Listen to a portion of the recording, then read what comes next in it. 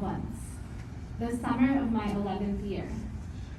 I often find myself worrying about what it would be like for me to go back now as a fully formed, gender nonconforming lesbian. But then I remember that I've done it before. I can still see the winding road to Chomal, the north of Iran.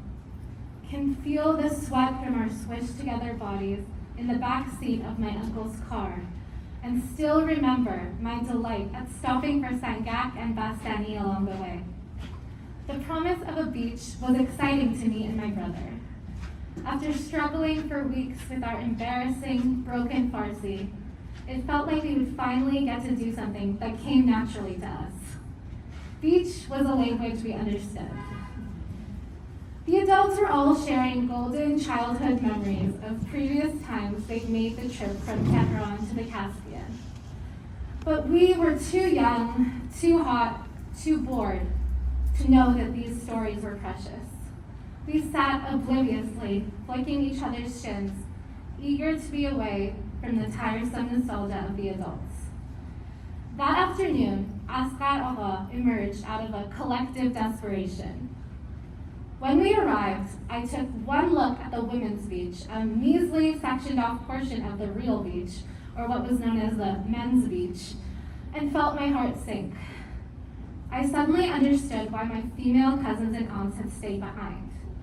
There was a thick brown tarp that trailed through the sand and into the actual sea to separate the women from the men. The ridiculousness of this was not lost on me.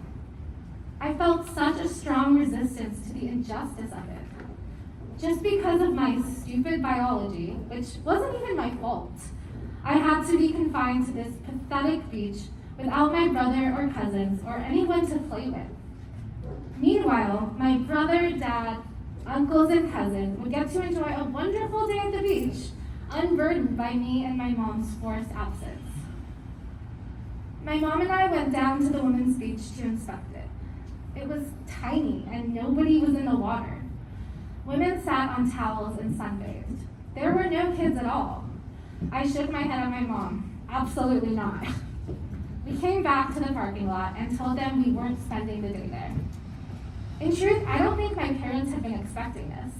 My dad's cousins hadn't warned us, and my parents, who were familiar with the post-revolution New World Order in Iran, only in theory and not in practice, felt out of their depth. None of their formative memories of Chomal had featured separate beaches. I hated being put in the category of woman with such a finality like that. Hated how it stripped me of things I wanted. It was something I've been faced with a lot on this trip, and I was reaching my limit. I had not been expecting the beach segregation, and they could tell from my murderous expression that the day was about to turn very sour. The plan was hatched then.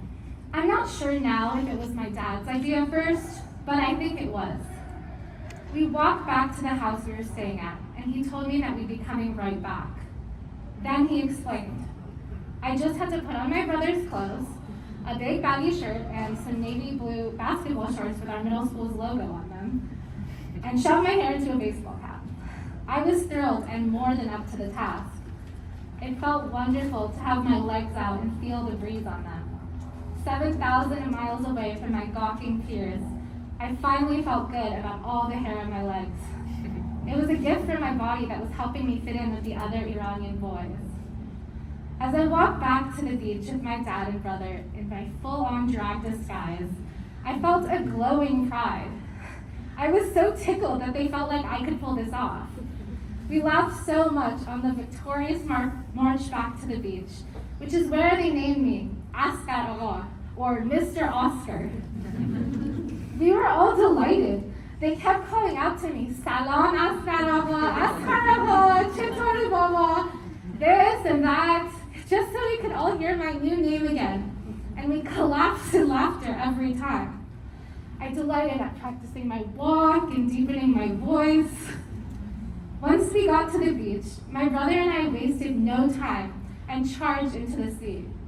We swam all the way out to the buoys to get away from any potential watchful eyes, and that was it. I was in. I remember floating there in the beautiful water and and feeling an incredible sense of freedom and triumph. When a boy swimming nearby talked to us, I played off my minimal responses as a lack of understanding or just shyness, determined not to burst the bubble. When we finally emerged from the water, I dried off and we headed back quickly because it felt kind of suspicious not to take off my drenched t-shirt. There was a record heat wave that summer, but I remember basking in Askarava's freedom before letting him go. I insisted on walking back to the house barefoot on the scorching asphalt because it felt so good to have my feet out after having been so entirely covered up for the rest of the summer. I smiled and wouldn't put on my shoes as I yelped from the pig.